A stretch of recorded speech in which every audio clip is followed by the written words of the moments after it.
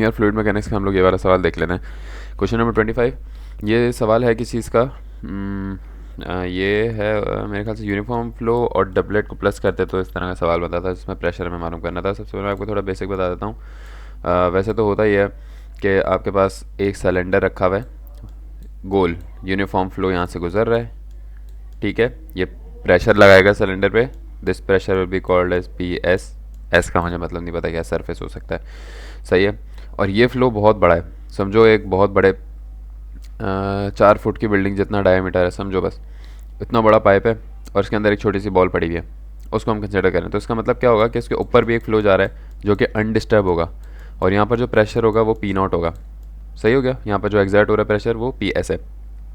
एक चीज़ तो ये होगी, फ्लो ये आपका घूम नहीं रहा है, अगर ये घूमेगा तो ये वॉर्टेक्स बन जाएगा, अगर ये सिलेंडर घूमेगा। ये सिर्फ एक जगह पड़ा हुआ है, इसके पास से यूनिफॉर्म फ्लो गुजर रहा है, इसको टकरा रहा है, फोर्स इस पर लगा रहा है, तो ये एक डबलेट का काम करेगा। डबलेट क्या होता है? डबलेट होता है सोर्स और सिंक एक ही जगह हो जाती है। देखो सोर्स होता है बाहर निकलना, सिंक होता है अंदर जाना, अंदर बाहर कैंसिल, चीज़ स्टिल हो गई आपकी, स्टिल चीज़ सिलेंडर बन गई है और सिलेंडर आपका एक पड़ा हुआ है, तो ये एक डबलेट हो जाता है आपका। ये आपके पास कंडीशन बन जाती है। इस प्रेशर को निकालने के लिए आपका फार्मूला, ये रट्टा मार लो आप, फार्मूला इसकी डेरिवेशन है, इसको कोशिश करेंगे हम लोग पूरी करें डेरिवेशन, फिलहाल ये रट्टा मार लो बस, ये सही है। फिर ये जो प्रेशर है आपका दो डायरेक्शन में फोर्स लगती है कि यार ये देखो यूँ लग रही है ना, तो फर्ज करोगे कोई भी एक पार्टिकल ले लो। इंटीग्रेट क्यों किया हुआ है हमने? इंटीग्रेट सिर्फ हमने इसलिए किया हुआ है क्योंकि ये आपका बम्प है, देखो हाफ है। और अच्छा इंटीग्रेट मैं बताता हूँ क्यों कर, देखो फोर्स चारों तरफ से लगेगी इसके ऊपर, ये आपने मान लिया, तो फोर्स आपके पास लगनी चाहिए चारों तरफ से, एफ इंटू फोरों तरफ, सही है, चारों तरफ आ गया। चारों तरफ मैं लंबी करके इससे समझा रहा हूँ, सवाल बहुत छोटा है, लंबी मैं सिर्फ पुराने कॉन्सेप्ट दे रहा हूँ आप लोगों को, या नए कॉन्सेप्ट देने वाला हूँ। चारों तरफ फोर्स लग रही है। अब आप क्या करोगे, आपने एक हिस्से की फोर्स ले ली, बस यहाँ हिस्से की, आपने बोला यहाँ पे एक एंगल पे फोर्स लग रही है। एंगल को जब इस फोर्स को, एंगल को जब आप वो करोगे, ब्रेक करोगे, तो एफ एक्स और एफ वाई में, तो एफ एक्स और एफ वाई में, एक्स एक्सिस में इस कंडीशन में क्यों नहीं लग रही, वैसे एक्स एक्सिस में लगेगी। एक्स एक्सिस में इस कंडीशन में नहीं लग रही क्योंकि एक्स एक्सिस में सेम है, सही है, जो फोर्स यहाँ लगेगी वही फोर्स यहाँ लगेगी, जबकि वाई एक्सिस में ऐसा नहीं है, यहाँ पर बम्प है और नीचे बम्प नहीं है, नीचे रिएक्शन फोर्स बनेगा आपका, सही है। अगर जो यहाँ पे फोर्स लगेगी तो यहाँ पर रिएक्शन फोर्स भी आएगी, और यहाँ पर बम्प है। ये फिलहाल जो मुझे लॉजिक पता है, इसकी लॉजिक एक और होनी चाहिए, और होगी भी लॉजिक जो कि मुझे नहीं पता, लेकिन अभी फिलहाल यही समझो। जाहिर है एक्स एक्सिस में सेम नहीं है, वाई एक्सिस में काटूंगा तो ये दोनों सेम है, सही है। तो वाई एक्सिस में इसका यहाँ पर कोई पार्ट नहीं है, नीचे सिर्फ फिक्स ज़मीन है, तो इसका मतलब ये है कि एक्स एक्सिस में इसकी फोर्सेस सेम होंगी, एक्स एक्सिस में ये दोनों फोर्सेस सेम होगी। पार्टिकल एक यहाँ फोर्स एग्जर्ट करेगा, एक यहाँ पर एग्जर्ट करेगा। जब ये पानी यहाँ से आएगा तो कुछ पार्टिकल इस पर चिपकते हुए जाएंगे, ये चिपकते हुए पार्टिकल कुछ फोर्स इस पर एग्जर्ट करेंगे, तो एक्स एक्सेस की फोर्सेस सेम होगी, वाई एक्सेस की डिफरेंट होगी, क्योंकि नीचे कुछ है ही नहीं, नीचे दीवार लगी पड़ी है। तो इसलिए हमने सबमिशन एफ एक्स को जीरो कर दिया पहले से, इसको हमने कंसिडर नहीं किया, हमने सिर्फ वाई को कंसिडर किया। वाई का फॉर्मूला ये है, ये भी आप लोग रट्टा मार लो, पी एस की जगह आप लोग ये चीज़ें रखोगे, सॉल्व हो जाएगा आराम से, बहुत आसान है। इन लोगों ने सवाल में बताया कि आइडियल गैस है, तो आइडियल गैस में आप डेंसिटी कैसे निकाल सकते हो, हमें पता है P V is equal to N R T होता है, एक ये होती है आइडियल गैस। इसको थोड़ा सा हम लोग वेलोसिटी को, नंबर ऑफ मोल्स को मास में जब कन्वर्ट करते हैं तो हमारे पास क्या बनता है, P pressure is equal to rho R T बनता है, सही है। तो rho is equal to P upon R T, ideal gas equation से बनता है। यहाँ से आप डेंसिटी निकालोगे, पी पता है, आर टी पता है आपको, कांस्टेंट होता है। देखो प्रेशर, देखो पी नॉट गिवन है जो ऊपर स्ट्रीम में चल रहा है, मैंने आपको बताया था, ये गिवन है आपको, और ये वाला प्रेशर आपने निकालना है, सही है। यहाँ पे आपको रेडियस दिया हुआ है, ए की वैल्यू गिवन है, और वेलोसिटी गिवन है 5। Where is the velocity, let's see, ये आपकी वेलोसिटी गिवन, सही है।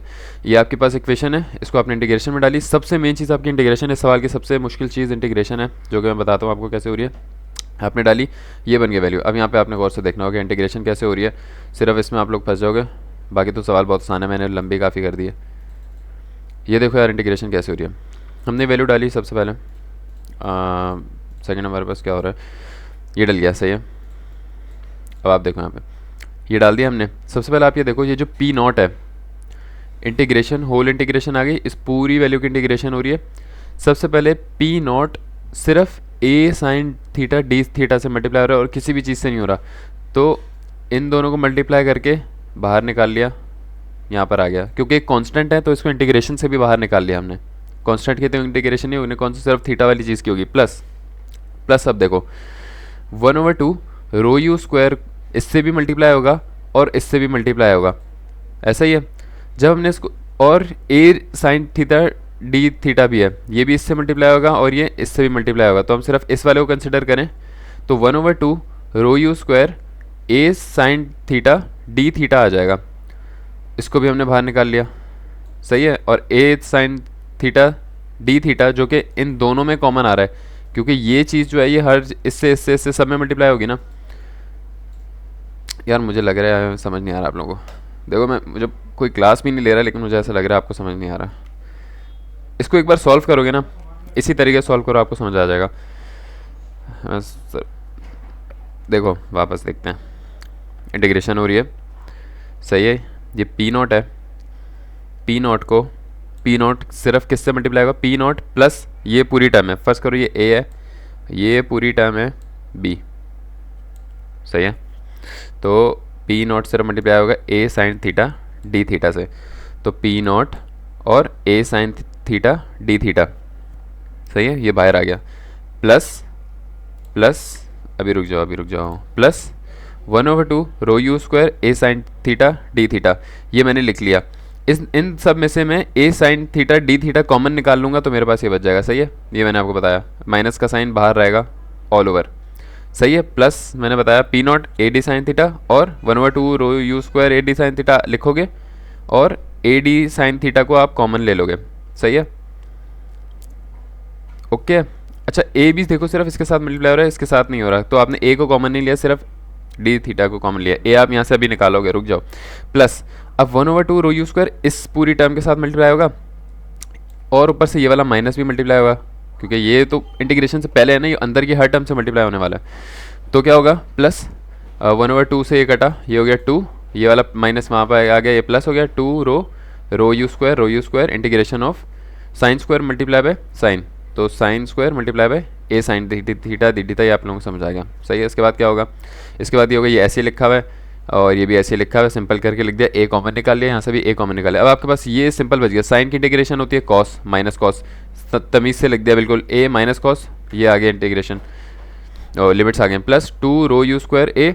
हमारे पास क्या होता है, थ्योरम होती है। अच्छा साइन इसको भी आप कर सकते हो मेरे ख्याल से इंटीग्रेशन बाय पार्ट से, लंबा मुश्किल हो जाएगा, तो सीधे सीधा आपने क्या करना है, ये याद रखना है आपको, अगर आपने कैलकुलस नहीं पढ़ी तो मुश्किल होगा आपके लिए। देखो साइन स्क्वायर बराबर होता है 1 माइनस कॉस स्क्वायर के, हमें थ्योरम पढ़ा है ना, sine square plus cos square is equal to 1 होता है, तो वहाँ ले गए तो 1 माइनस कॉस स्क्वायर हमने यहाँ पे रख दिया, सही है। ये छोड़ दो, ये मेथड थोड़ा मुश्किल है, मैं आपको अब दूसरा मेथड सिखाता नहीं हूँ, आपने पढ़ा हुआ होगा, बता देता हूँ।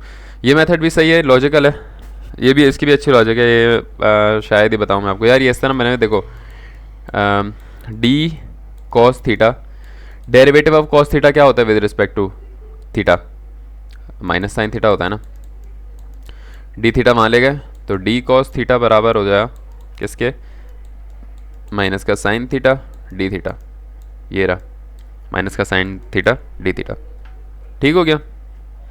इस तरह आया भाई, ये वाला माइनस मारे जो तो ये हो जाएगा। फिर इन लोगों ने इसको इस तरह सॉल्व किया हुआ है, इन लोगों ने जितना भी डिफरेंशियल लिया है वो थीटा को डेरिवेट के बजाय एक कॉस थीटा पूरे फंक्शन को इन लोगों ने डिफरेंशियल में रख दिया। मैं आपको वही बताता हूँ जो नॉर्मल हम लोग पढ़ते हैं, आसान वाला तरीका ये रहा, ये देखो, इसका स्क्रीनशॉट ले लो, पहले लेना है तो अभी क्लिक, चलो भाई।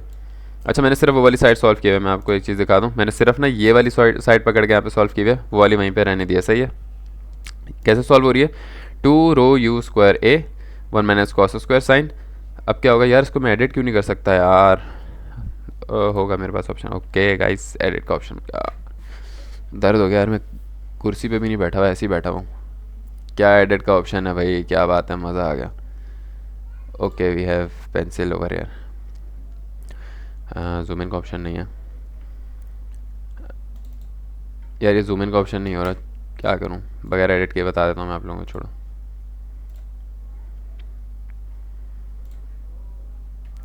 हैंग हो गया मुझे लग रहा है यार। ये देखो सबसे पहले आप देखो क्या हो रहा है, साइन वहाँ यहाँ 1 से भी मल्टीप्लाई होगा और कॉस स्क्वायर से भी मल्टीप्लाई होगा, तो 2 रो यू स्क्वायर ए मैंने सबसे पहले बाहर निकला हुआ है, इंटीग्रेशन ऑफ, फिर क्या होगा, साइन थीटा की अलग इंटीग्रेशन और साइन और कॉस की अलग इंटीग्रेशन होगी। साइन की इंटीग्रेशन वही बनेगी कॉस थीटा माइनस का कॉस, और यहाँ पर क्या बन जाएगा, ये हमारे पास एक फॉर्मूला होता है भाई, एक्स की इंटीग्रेशन, एक्स डी एक्स की इंटीग्रेशन क्या होती है, एक्स स्क्वायर अपॉन 2, ये फॉर्मूला क्या होता है, फंक्शन की पावर n और आगे आगे उसका डेरिवेटिव मौजूद हो तो फंक्शन की पावर में +1 करके नीचे +1 कर दोगे। ये सिंपल फार्मूला है, आप बचपन से करते हुए आ रहे हो। एक्स स्क्वायर की इंटीग्रेशन होती है x³ क्योंकि x की पावर n और साम बराबर में उसका डेरिवेटिव 1 है, x का डेरिवेटिव 1 होगा, तो इसलिए हम x की इंटीग्रेशन डायरेक्ट करते हैं। यहाँ पर क्या केस है, कॉस स्क्वायर है, एक फंक्शन है जिसकी पावर n मतलब 2 है, उसके बराबर में उसका डेरिवेटिव मौजूद है। 2 को छोड़ो, सिर्फ कॉस का डेरिवेटिव होता है माइनस का साइन, इसलिए मैंने यहाँ पर देखो माइनस आ रहा था, मैंने माइनस यहाँ पे रखा है, यहाँ नहीं रखा, क्योंकि मुझे आगे माइनस इसको रखना ही था क्योंकि इसका फंक्शन मुझे लाना है, डेरिवेटिव लाना है। कॉस का डेरिवेटिव होता है माइनस साइन, एक फंक्शन है बराबर में उसका डेरिवेटिव है, तो उसका आंसर होगा कि उसी फंक्शन की पावर में 1 प्लस करके नीचे उसको डिवाइड कर दो, सिंपल है। लिमिट डालोगे, ये लिमिट इस तरह लिख दी, कॉस पाए होता है -1 और कॉस 0 होता है 1, तो upper limit minus lower limit दोनों माइनस माइनस 1 हो गए, -2 सॉल्व करके 2 ρu² a 4/3, तो एंड पे आपके पास क्या बनेगा 2 ρu² a 4/3। ओके, इनकी वैल्यूज़ डालोगे यहाँ पर तो आपके पास ये वैल्यू आ जाएगी। यार ये मेरा, ओ भाई साहब ये क्या, ओ भाई ये, ओ मैंने रोक दिया यार इसको, ये कैसे रुक गया, मेरी पेंसिल रुक गई है। ओहो वापस आ गए भाई, क्या बात है। तो बस ये ऐसे सॉल्व हो जाता है। ओके हो गया भाई, ओके हो गया।